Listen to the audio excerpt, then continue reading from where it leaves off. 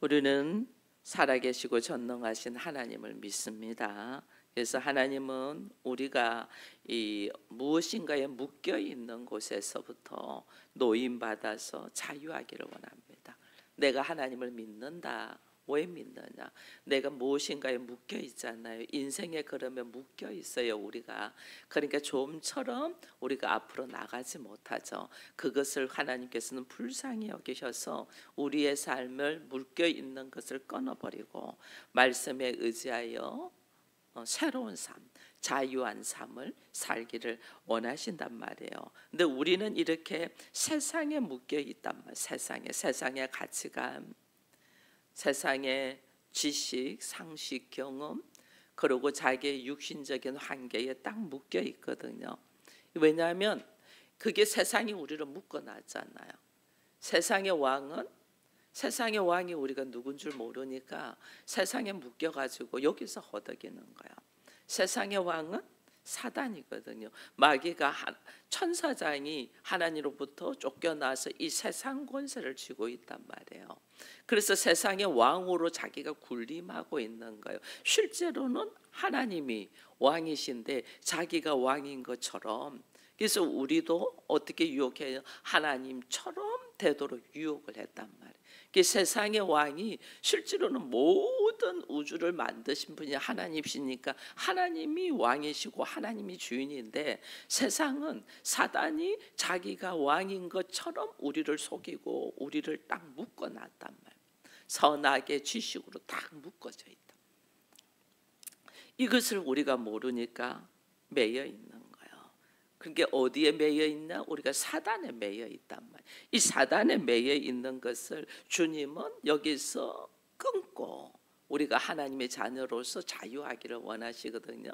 그래서 오늘 본문에 보면 예수님이 변화산에서 제자들 3명을 데리고 가가지고 예수께서 변화된 모습을 보여주셨잖아요. 그러고 난 다음에 산에서 내려오고 난 다음에 일이에요.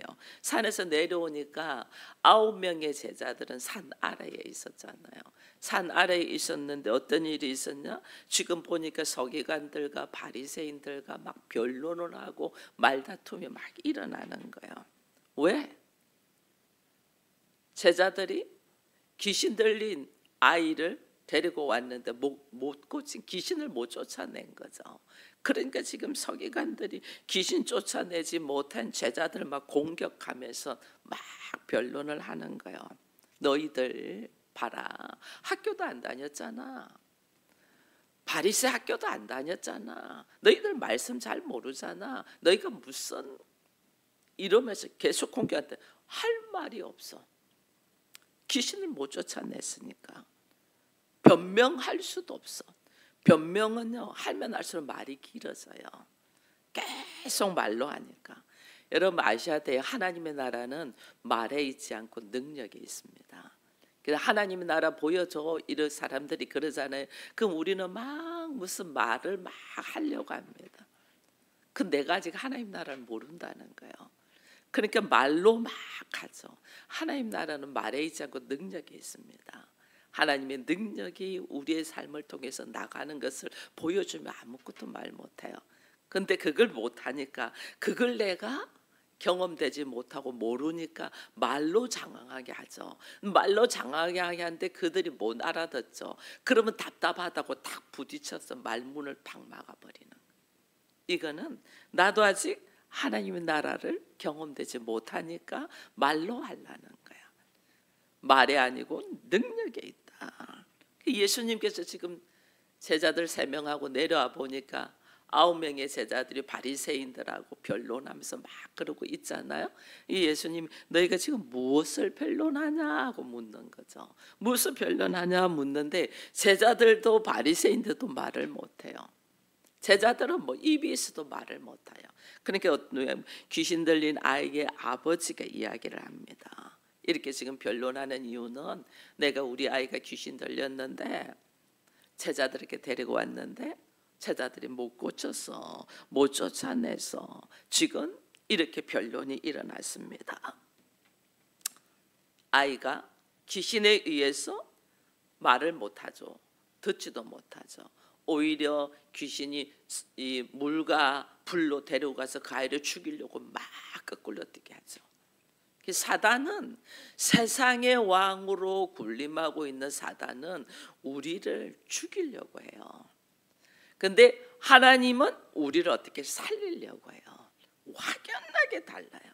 이걸 모르는 거예요. 귀신은 나를 죽이려고 뒤에서 조종을 하는데 우리가 이걸 모르니까 육체의 한계에 묶여 있는 거예요. 우리는 그리스도인은 육체의 한계를 뛰어넘어 새 하늘과 새 땅을 보는 거예요.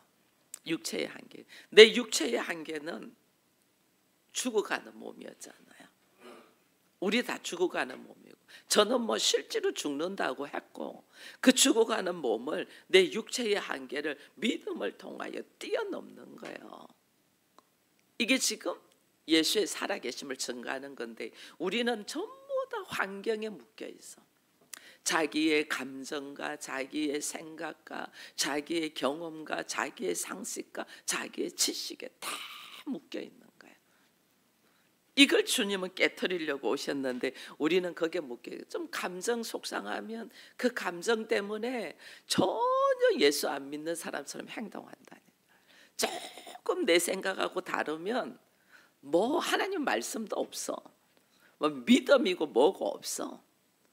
자기 생각 여기에 묶여. 이게 얼마나 어리석은 거예요. 우리 생각은 하루에 12번도 변하거든요. 이 변화는 자기의 생각에 묶여 있다니까요. 내 감정이 하루에 얼마나 요동쳐요. 요동치는 이 감정에 우리가 묶여 있단 말이에요. 내 환경은 너머에 엄청난 세계가 있는데 그걸 보지 못하고 이 앞에서만, 문제 앞에서만 허덕이고 있는 거예요. 이걸 우리가 지금, 하나님은 왜 우리에게 문제를 주시나, 그 문제에서 내가 어떤 마음으로 지금 뛰어나가고 할 수 있냐를 보시는데 우리는 문제에 딱 매여 있단 말이에요. 그래서 우리 주님이 이들이 변론하는 이유를 듣고, 귀신 들린 아이의 아버지를 통해서 듣고 우리 주님이 대답하는 것이 19절이에요. 19절 뭐라고 이야기해요? 대답하여 이르시되 믿음이 없는 세대여, 내가 얼마나 너희와 함께 있어야, 얼마나 너희에게 참으랴, 내게로 데려오라 이러거든. 믿음이 없는 세대여. 바리새인들과 제자들을 향하여 주님이 단식하는 거예요. 바리새인들은 하나님의 말씀을 가지고 있는 사람, 서기관들은 심지어 하나님의 말씀을 어떻게 연구하고 공부하는 사람들, 제자들은 예수님에게 말씀을 배우고 친히 말씀을 듣는 사람들. 근데 믿음이 없다고 단식해요.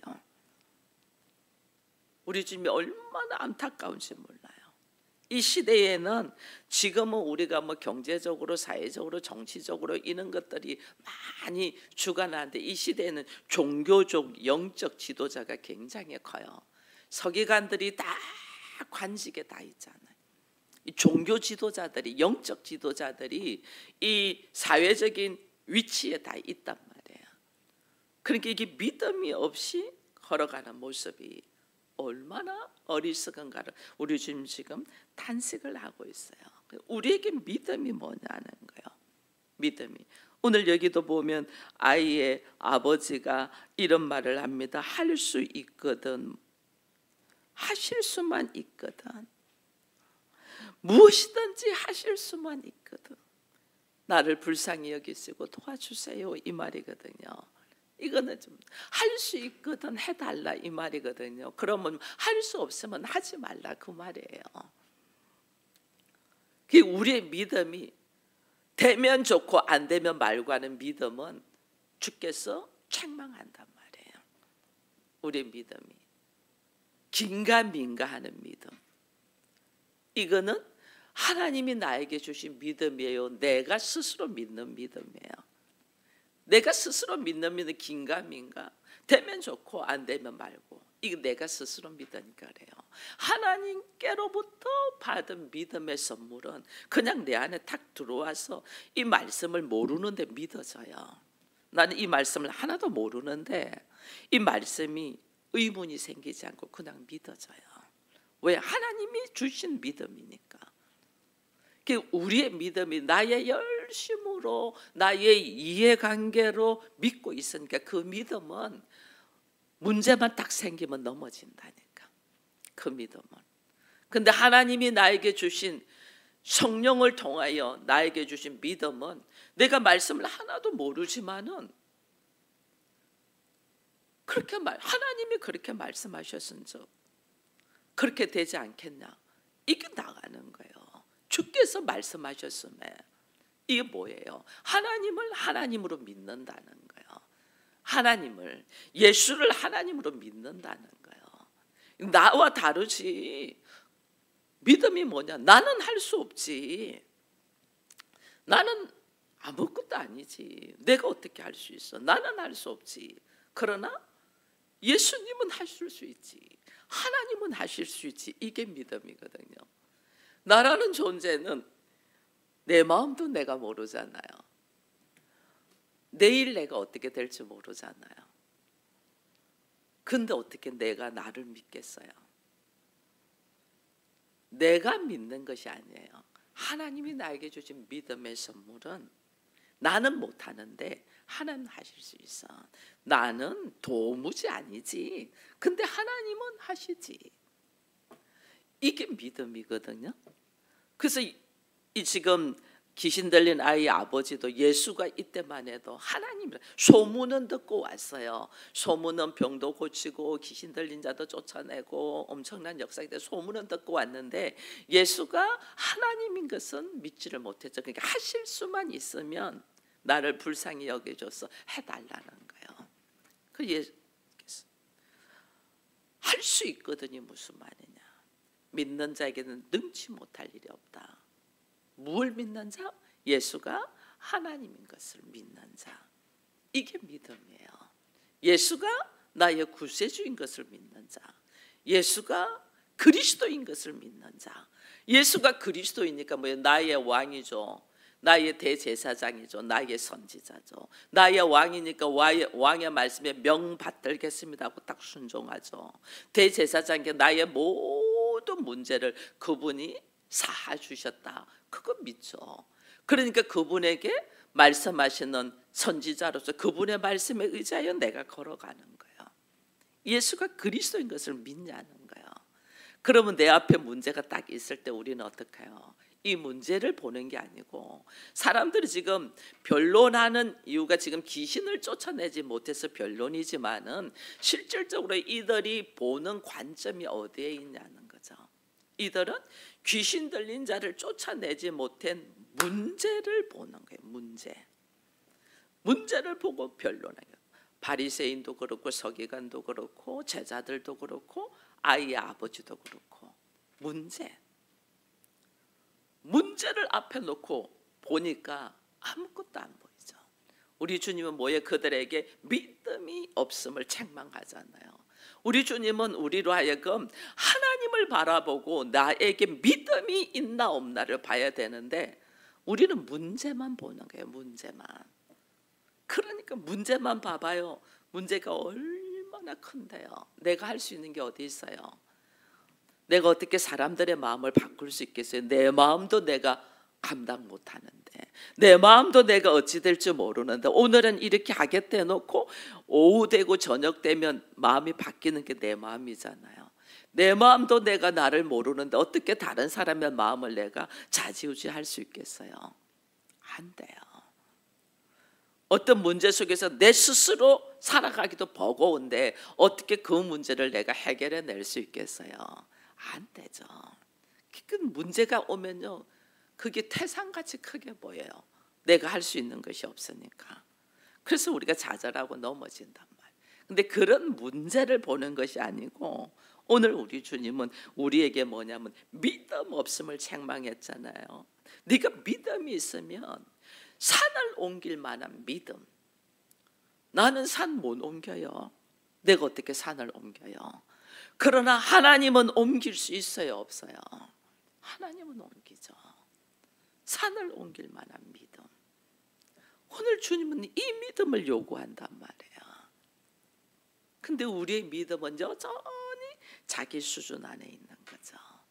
그러니까 자기를 부인하는 것을 우리가 못하는 거죠. 내가 부인되고 내 안에 예수가 들어오고 하나님이 계셔서 나를 통하여 하나님의 나라의 역사가 일어나게 하는 그분 앞에 내가 나를 맡겨야 되는데 우리가 못하죠. 자기의 감정과 생각과 가치관과 무슨 환경을 못 내려놓죠. 이거 뭐 하나님 안 믿는다는 거예요.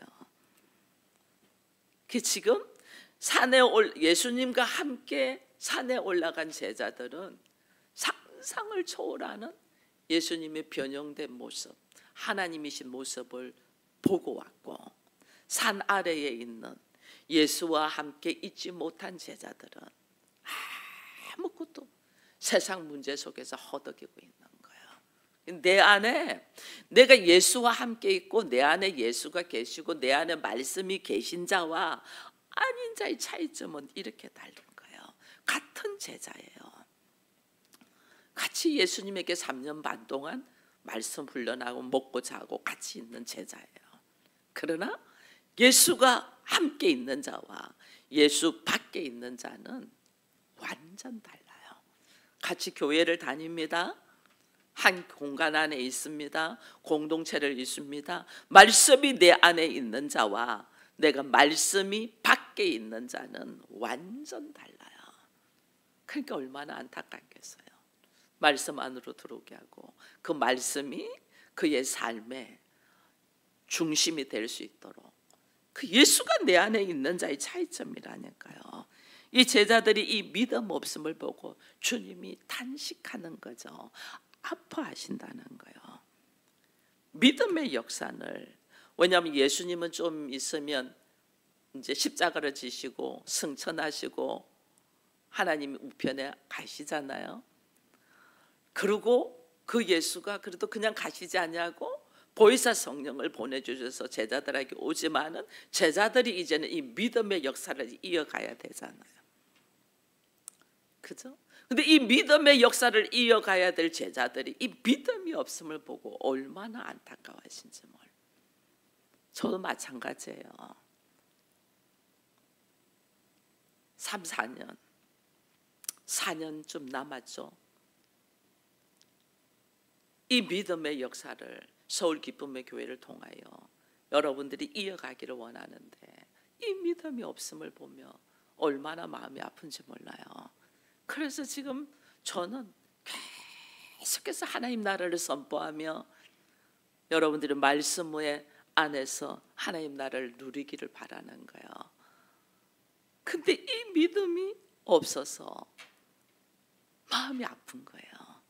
이 믿음의 역사 속으로 들어갈 수 있기를 축원드립니다. 오늘 20절 22절에서 보니까 하실 수만 있거든 도와달라. 우리 주님은 오늘 말씀합니다. 하실 수 있다는 게 뭐냐? 믿는 자에게는 능치 못할 일이 없다. 하실 수 있으면 반신반의. 하나님 이거 원하지 않아요. 할 수 있으면 좋고 안 되면 말고. 근데 얼마나 우리가 그렇게 말하고 행동하고 생각하는지 몰라요. 되면 좋고 안 되면 말고. 우리 안에 가치관이 얼마나 이게 들어있는지 몰라요. 믿는 사람은 그렇게 하면 안 돼. 믿지 않는 사람은 도와주면 좋고 안 도와주면 말고. 믿음이 없는 사람이 하는 행동이에요. 도와주면 내가 감사하게 받고 안 도와줘도 어쩔 수 없고. 이거 믿음 없는 사람의 모습이에요. 믿는 사람은 이렇게 하면 안 돼요. 하나님, 나는 못합니다. 자기 인정. 나는 도무지 어떻게 일이 일어날 줄 상상할 수도 없습니다. 왜? 나는 죄인이니까. 나의 죄인됨을 딱 인정. 그러나 우리는 피조물이니까 한계가 있어서 하지 못하지만은 하나님은 창조주지 않습니까?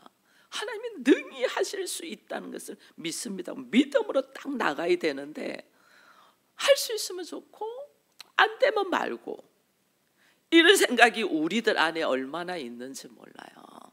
그러면 역사가 일어나지 않아요.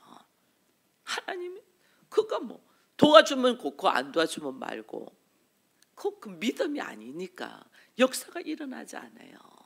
그 안에 믿음의 고백. 그래서 오늘 아버지가 그러잖아요. 자기의 믿음 없음을 불쌍히 통곡하며 울며 부르짖었다. 이 지금 회개했다는 거예요. 믿음 없음을 회개했다는 거거든요. 그러면서 24절 내가 믿나이다 이래 나가잖아요. 내가 믿나이다. 나의 믿음 없는 것을 도와주소서. 나의 믿음은 나로서는 믿음이 없는데 당신이 나에게 믿음의 선물을 주면 가능하다는 거죠. 나의 믿음 없는 걸 도와달라. 당신이 나에게 믿음의 선물을 달라는 거죠.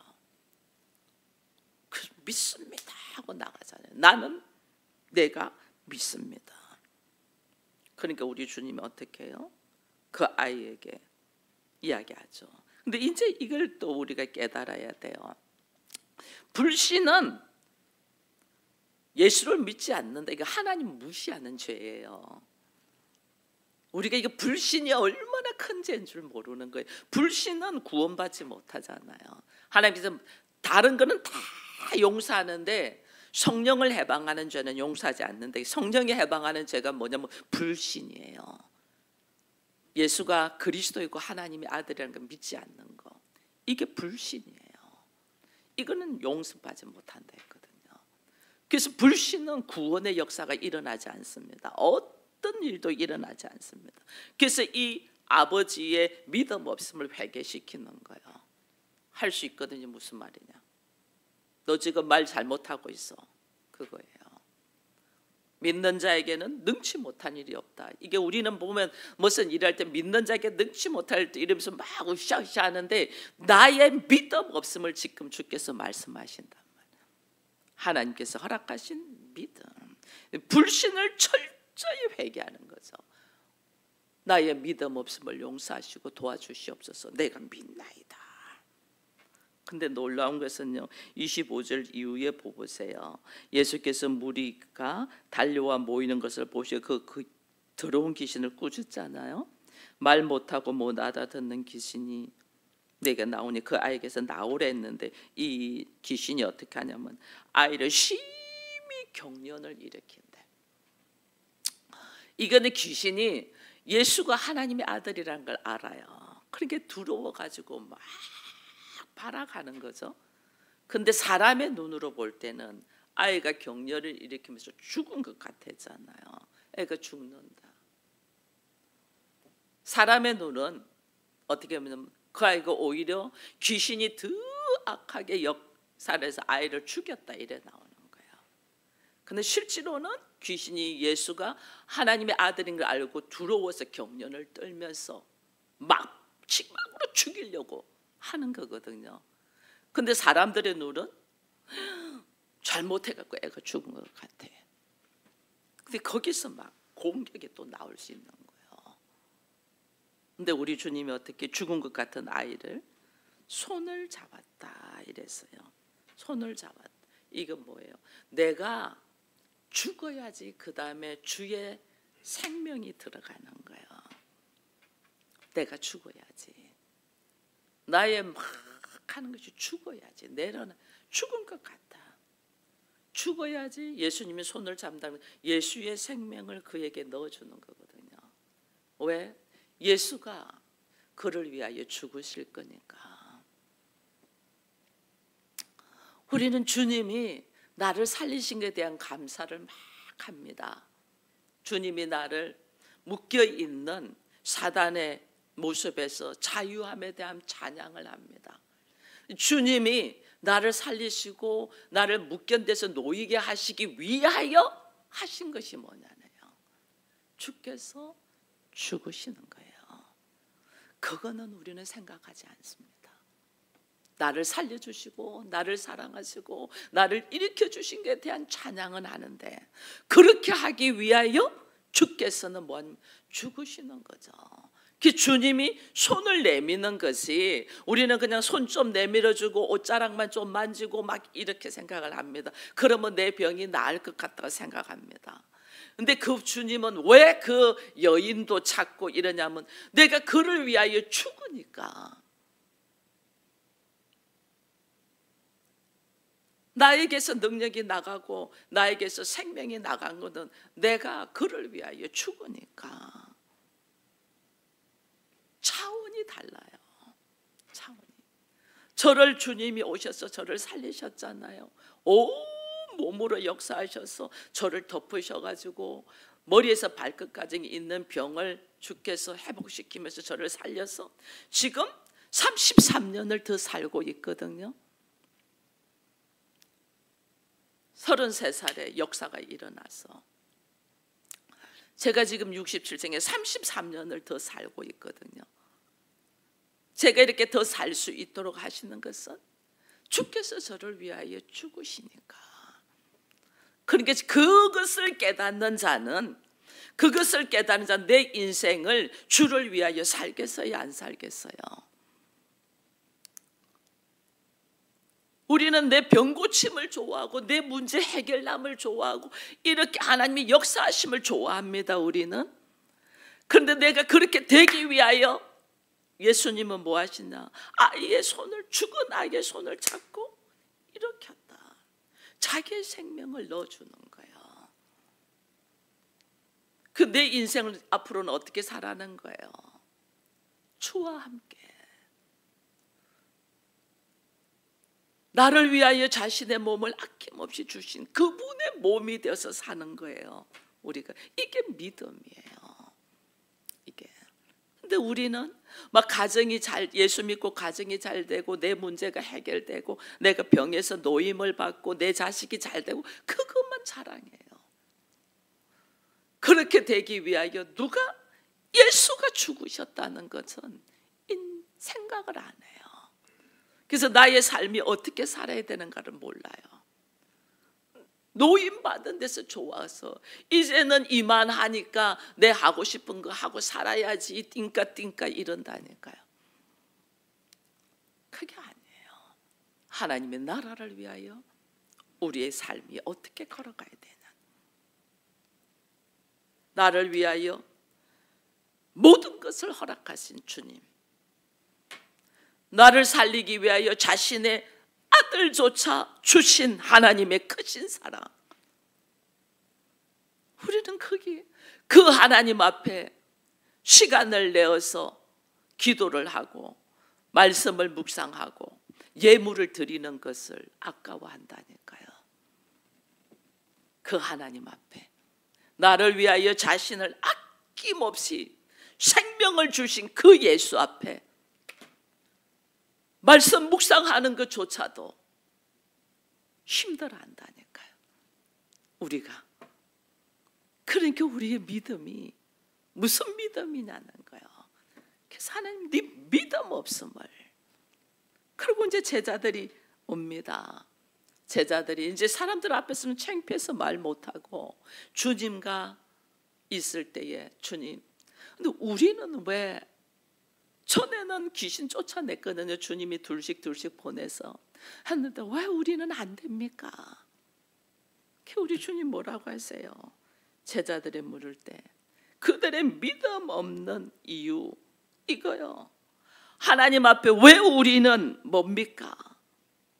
하늘의 비법, 하늘의 비밀 우리 주님이 이들에게 말해줍니다. 그게 뭐예요? 기도 외는. 그 기도가 무슨 기도예요? 그 기도가 무슨 기도가 우리는 문제 해결해 달라는 기도를 합니다. 여기서 노임 받게 해달라는 기도합니다. 왜 내가 노임을 받지 못하고 왜 문제가 해결이 안 되냔 말이에요. 내 안에 내가 살아서 내 안에 내 생각으로 내 안에 내 감정으로 내 안에 내 가치관으로 가득 들어있으니까 안 되죠. 그 기도는 뭐냐는 거예요. 나는 없고 예수만이 내 안에 있어야 되는데 주님이 내 안에 있어야 되는데 주님이 내 안에 있는 기도를 하지 아니하고 주님 앞에 처절하게 주님 앞에 이 상황을 어떻게 열어가야 되나 묻는 기도를 하지 아니하고 자기 생각으로 자기 가치관으로 자기 상황으로 이렇게 됐으면 좋겠습니다. 이렇게 되게 해주십시오. 이런 기도를 하고 있는 거예요. 철저하게 내가 예수를 하나님으로 믿지 못하고 여전히 자기 생각에 매여 있는 나를 발견하고 철저히 깨닫고 나를 내려놓고 말씀이 내 안에 들어오고 성령이 내 안에 들어오고 예수가 내 안에 자정하셔서 나를 통하여 예수의 능력이 나가도록 기도를 해야 되는데 자기 한계적인 기도를 하는 거죠. 그 기도의 방법을 모르는 거예요. 기도 외에는 이게 뭐예요? 너는 죽고 예수로 살아나는 그 기도 외에는 방법이 없어. 왜? 나는 못하잖아요. 내가 어떻게 할 수 있어요? 나는 못하고 주께서만 할 수 있습니다. 이게 믿음이거든요. 이 믿음의 기도를 하라는 거예요. 이 믿음의 기도가 우리가 세상을 이기는 비법이야. 하나님의 원칙이야. 이걸 지금 주님이 제자들에게 은밀하게 말씀하시는 것을 보면서 오늘 우리들의 기도가 얼마나 세상적인 기도인가를 다시 보며 나로 하여금 나는 높고 예수로 말씀으로 성령의 역사로 하나님의 뜻을 발견해 가는 우리가 되기를 축원드립니다. 기도하겠습니다. 하나님 감사합니다. 귀신 들린 아이를 고치는 데 있어서 제자들이 몸부림을 쳤지만은 과거에는 경험했지 오늘은 되지 않아서 어찌할 바를 몰라 하는 이들 앞에 우리 주님이 믿음 없음을 책망하며 그들에게 믿음의 기도가 오직 유일한 방법인 것을 말씀합니다. 우리가 오랜 세월 교회를 다니고 말씀 공부를 하고 그리고 신앙생활을 하지만은 나의 믿음이 어디에 있는가를 돌아보게 하시고 나의 기도가 상황이나 문제를 해결하는 기도가 아니고 나의 믿음 없음을 처절하게 고백하며 오직 예수가 하나님이시며 그리스도이라는 믿음 안에 문제만 바라보는 것이 아니고 내 안에 예수가 있나 없나를 돌아보며 회개하며 기도하며 입술을 열 때마다 복음의 능력이 흘러넘치는 은혜가 있는 우리 모두가 되게 하여 주옵소서. 예수님의 이름으로 기도합니다. 아멘.